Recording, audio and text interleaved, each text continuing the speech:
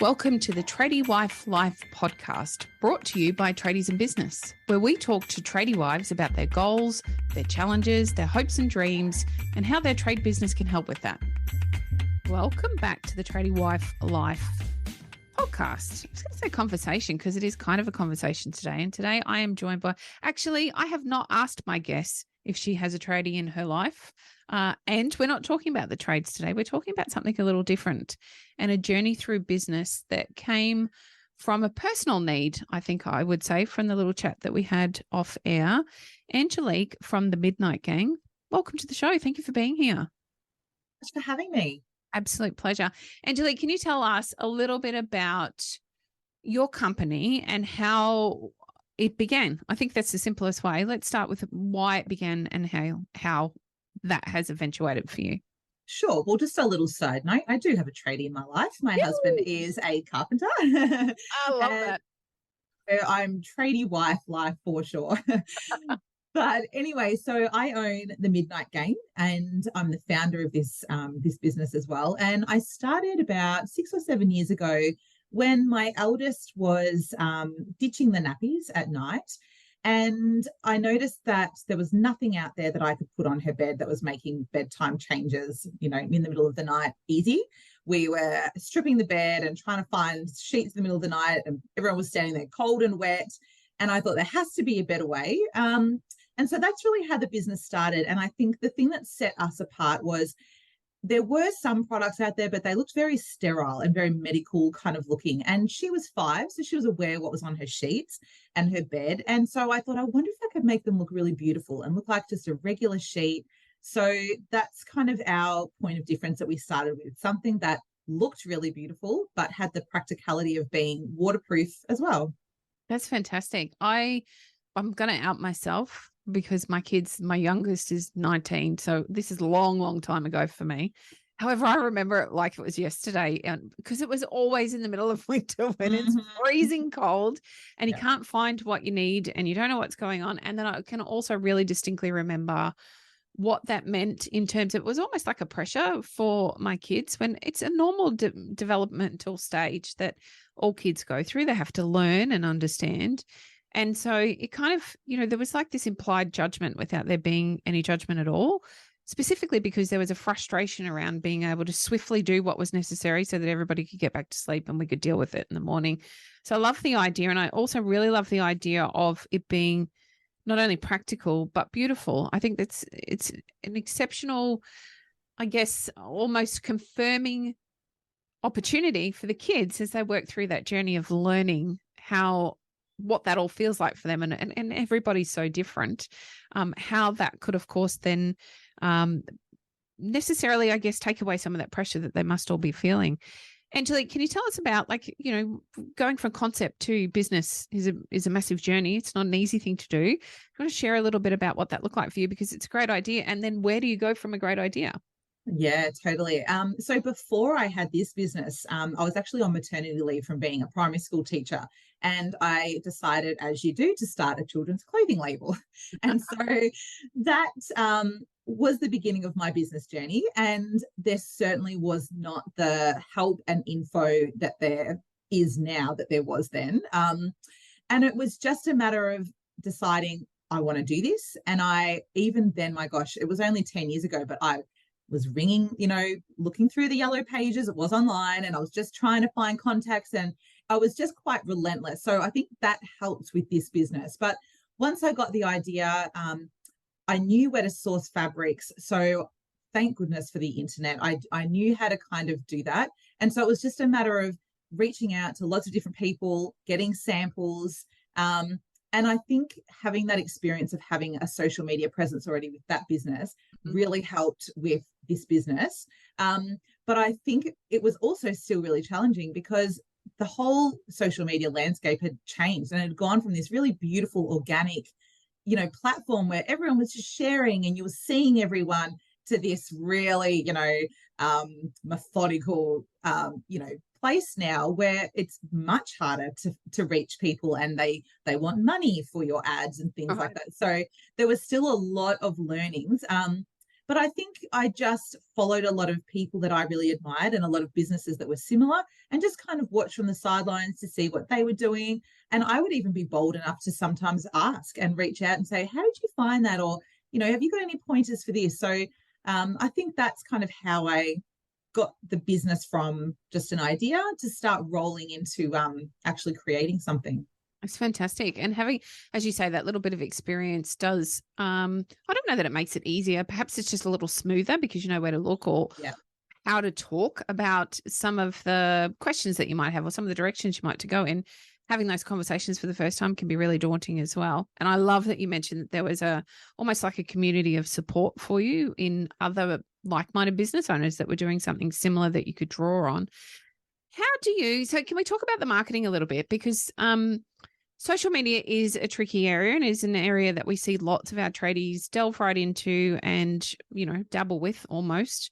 Some do it really successfully, others don't. There tends to be a real misconception around why it can or can't work. And I'd love to know, Angelique, if that's worked really well for you, can you tell us about how that's worked for you and what you think the success of that has been you could contribute it to? I think for me, the most successful social media network we use is Instagram. That seems to be kind of where our target market hang out. And I think what's made it most successful for me, because it is really successful, is I am the face of my business. So when people come to my page and they watch my Instagram stories, particularly, it's just me talking about mum life, talking about recipes, things that are relatable to my customers, so that they can see there is just a mum behind this brand.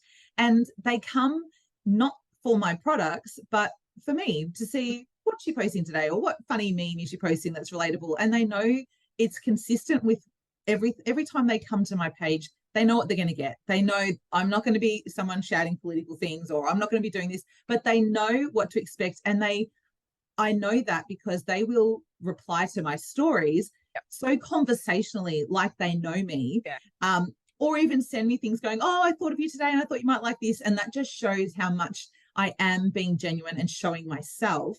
And I think people really, really appreciate that, because I very, very rarely do I even talk about my products.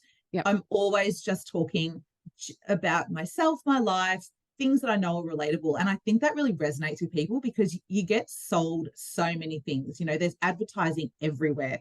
So I think just still being front and center in people's minds, but in a really relatable way, I think that's what's worked really well for me. You're absolutely right. Most businesses can't sell on social media. It doesn't work, and it doesn't work because we are oversold everywhere that we go. Retail is one of the only areas that can do potentially well, and even they struggle, unfortunately, with traditional selling on social media. And so it's about improving the know, like, and trust, because if they know you and they like you, they almost immediately trust you. And that's the missing ingredient that so many of us have when we go to purchase. And I know that sounds really far-fetched when you think about some of the big corporations. I'll name them: Telstra, Woolworths, Coles, those kind of bigger corporations. I don't trust any of them, and I still purchase from them. Yeah. However, when we're making a more personalized commitment to purchasing something from someone, we want to know, like, and trust the person or the company that we're buying from. So I think it's a great distinction that you've made there between selling and actually just allowing people to get to know who you are and sharing your frustrations and struggles. Because let's face it, bringing up kids is really frustrating and can be a huge struggle, as well as being very rewarding as well. Angelique, is there any other kind of marketing or advertising that you have dabbled in with your business? So we do Google ads at the moment, but one thing, I attended a free workshop during the week, and that's another thing I would say to anyone that does have a business is, if you see any workshops that are free, yes, at the end they're probably going to try and sell you a course, but if it's free, say yes, because every single time I've done a workshop or a masterclass or whatever it is, I've at least come away with something for free, and it's made me think about things, and it's then led to other decisions. So I would recommend that if you do see things, just say yes. So the one I did the other week was talking about Facebook ads, and we did try Facebook ads, but with an agency. And we waited a few months and we were like, nah, this is not working. It's costing so much money, and we stopped doing it. But when we went to this workshop during the week, and I know we get told a lot of the time to outsource, but this lady was, she's the owner of a huge company, actually. They're extremely successful. And she was saying she does all her own Facebook ads. Mhm. And it kind of, we were like, my husband and I looked at each other and we're like, everyone tells you you're the business owner. You shouldn't have to do that. Outsource. And she said, you can outsource, but if you do, you have to be on their back and checking what they're doing at least 3 times a week. Mhm. And then it made us think about it. We thought, wow, we were sitting back trusting that this agency were going to run it for us. And the other thing was we would open the ads and they would run through it maybe once a month with us. It was like another language to us. We had no idea. So she could be telling us anything. And we're like, okay. So this lady was just saying, take the time, even it might be a couple of hours, but take the time to learn about the metrics, what the words mean, what all the numbers mean, so that even if you really can't do them and you do need to outsource them, you know exactly what's happening and you can question them and you can be on them to make sure they are actually working for you. Because the common theme in that group of everyone that was watching was, yeah, we've tried an agency, same thing, spent a fortune and got nothing for it. So that was a huge takeaway for us. I love that. I think it's really important to understand anything that you're investing money in. It doesn't matter whether it's a coaching program or it's advertising or it's you want to understand what's going on with your home loan when you get a home loan. Like, we should have a level of clarity and education around what we're embarking on so that we can understand it and then therefore check where we need to check. I am a great advocate for outsourcing, but we want to outsource the right kind of stuff. We have, as business owners, the opportunity to do the stuff that can, we probably relate it to like the $200 task rather than the $50 task. I'm not going to enter stuff into Xero. I just don't have time or the need to do that. Yeah. I know some ladies really enjoy it, and I think that's really important. And for sure, do the things that light you up. However, that's a task that I can very comfortably outsource. We at Tradies and Business and Tradie Wife Life, we outsource our marketing, but we work with an in-house team. We do it. We work really closely with them. Yeah. And a lot of the content we curate ourselves anyway, because like you, we need to be the face of the brand. So I think some of that stuff, it can be, we attach to the bits we want to hear sometimes, and the throwaway nature of saying we need to outsource becomes really attractive because it's another thing we don't have to do. And yet it's one of those areas that we have a really key responsibility to our business to ensure that we at the very least understand what's going on. Yeah. Angelique, business is hard. It's like raising kids. It's all very challenging at times. What kind of opportunities have you found to be super valuable? You spoke about the opportunity for free training at times. Are there other areas that you found a great lot of value in? We've started to do a lot of collaborations with other like-minded brands. Mm-hmm. And I think that's been really, really powerful for us because it firstly means that we're building relationships with other people in our industry who are in the same position. They own their own business. They're on their own as well. And so you build this little kind of community. And it's been a really, really great resource for us because it's free. Mm. So we can partner together, leverage off each other's followers or email subscribers or whatever it is. We're both getting value, but it's free. So I think looking for those opportunities that are free, like being creative and think, okay, what can I offer someone else so they can in exchange offer something for me and use that, as a way of marketing. And that's been really powerful for us. And I think having that brand trust, again, that's just another level of, being trusted because then they go on to say another brand's website and see that they've worked with us and they're like, oh, okay. Yeah. And so it just builds that trust. Or even seeing, like, I now have a section on my website called Brands We Love. And anyone I've done a collaboration with, I put them on there so they can go on there and be like, oh, wow, they've worked with some really good companies. Yeah. And again, it just builds that trust. So that's been something we've been doing that's been working really well because, as I said, it's free. So we're just trying to see how we can be creative and what we can do rather than just, let's put money into that. Let's pay for that ad. Let's pay for this. And it's been a really lovely community building experience. Fantastic way to network. Absolutely. Yeah, for sure. Because you just, until you open a door, you've got no idea what's going to be behind it and what opportunities might come with that. We've got some tradies, and typically tradies, when we talk about collaborating, they're like, huh, what, how? And yet it can be done really, really well. We have a builder, a landscaper, and a plumber that are all based on the Central Coast of New South Wales, and they regularly collaborate and work together. And it's quite simply just through, it's almost a referral setup that they have. And there's no money exchange. It's just they're a great bunch of people that like working together. And so when the plumber goes to site and they see that they need a deck, they say, oh, we've got a landscaper that we know and trust and have worked with before. Would you like us to do an introduction or something similar? So it can be done on, I think often we look at social media and think, oh, that's the only way you can do a collaboration. That's rubbish. You can do it in any kind of business setup or structure. So I think that's a fantastic tip that you've shared. Angelique, is there anything you don't like about running a business? I think for me, being the entrepreneur, I'm the creative personality. So I get very distracted very easily. Mm-hmm. And I find that's quite difficult when there are tasks that I have to do, but there's something else that's more exciting and I go and do that. And I find it hard to kind of stay on track and do the boring stuff that has to be done as well. Yeah. So I think that's probably the hardest thing for me, but I'm really lucky to have the support of my husband, and he actually works 1 day a week on the business with me. And it's been amazing. And the plan is to increase that, but at the moment it's 1 day a week. And so he's the one that every Friday after work, he's like, okay, it's time for our weekly meeting. And every single time I roll my eyes at him and I'm like, oh, and every single time at the end of the meeting, I'm like, thanks, Robbie, that was really good. And I'm always so thankful that because he's the details guy. He's the guy that likes numbers and the details.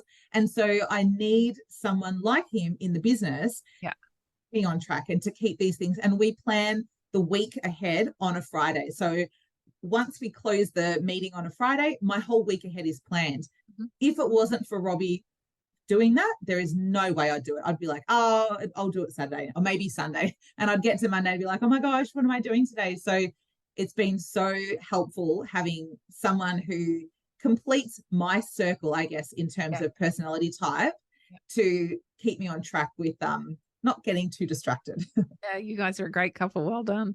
Yeah, it works well. Oh, incredible. I want to talk about the variety of uses for your product. So, we've spoken very much about your child and how that's sort of where the idea started, but it's not the only way your product can be used. And I think it would be a disservice of me not to talk about the product as a whole and how else it could be used. Angelique, would you like to talk us through that, please?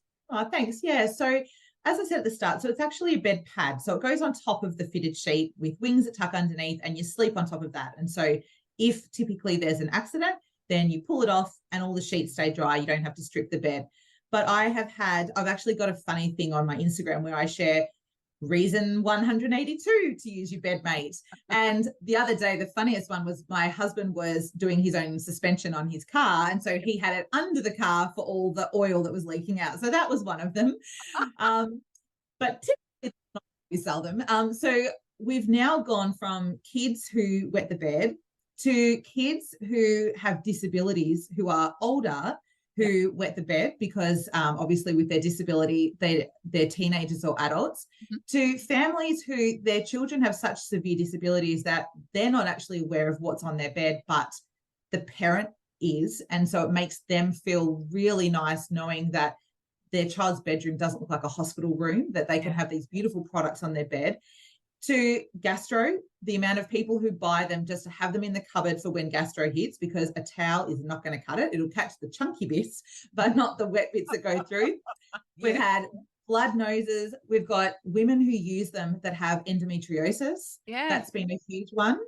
A lot of people are buying them for their elderly parents who do have continence issues, especially because we've got prints that are suited to older people as well, but they still look nice. So again, as an elderly person, they've got dignity and pride as well. They don't want to have these plastic sheets on their bed. So there's so many different reasons that people can use them. And we've just released waterproof doona covers. And again, originally they were just for wetting the bed, but they also protect your doona from dust mites and allergens, spilt drink bottles, lots of things as well. So we're really seeing a broad range of use, and a lot of women are actually buying them in case their waters break, for leaking breast milk. Yes. Yep, I I used it mean, the other day when I was tanning my daughter for her dance comp.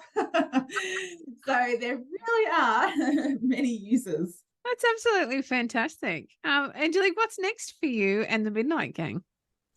Well, I think the next thing for us is just to continue to grow so that we can bring my husband to the business more. And the reason that's so important too is because that's what's going to give us more freedom. And especially for him, who, like a lot of people who have their own business, especially in the trades, his body's sore and he's getting tired, and he's been working early hours to late days, big days for a long time. And, especially during COVID, I think that made a lot of people realize the importance of family and being around. And I think the more that he can work with me on the business is going to mean we have more freedom and we can set our own days and our own holidays and aim to take our kids away and not to be, stay put with other people's businesses and, be dependent on that, on their work that's coming in for him, that he can call the shots more. So I think ultimately it would be incredible to have both of us full time on the business. So that's what we'll just keep working towards. And yeah, I think just that balance, that work-life balance that everyone dreams of, that's the thing that's keeping us motivated and going. It's fantastic. I love it. Angelique, thank you so much for joining me today. It's a really interesting journey. It's amazing how you can take, just a daily inconvenience and turn it into a fantastic business that is not only serving you and your family, now it's also creating an opportunity for your husband to jump in and join you in the business. Well done, you. Oh, thanks so much. Absolute pleasure. Now, where can our listeners find out more about you? Should they like to inquire about what you're up to and some of your products, Angelique? So themidnightgang.com is our website, and you can find us on Instagram at the Midnight Gang as well. And I'm always happy to, even if people want to reach out and talk about business or ask about business or anything like that, I'm always happy to have a chat as well. So feel free to reach out, send me a DM or anything, and I'm always happy to chat. It's great. Thank you so much for being here. I appreciate your time. My pleasure. Thanks for having me.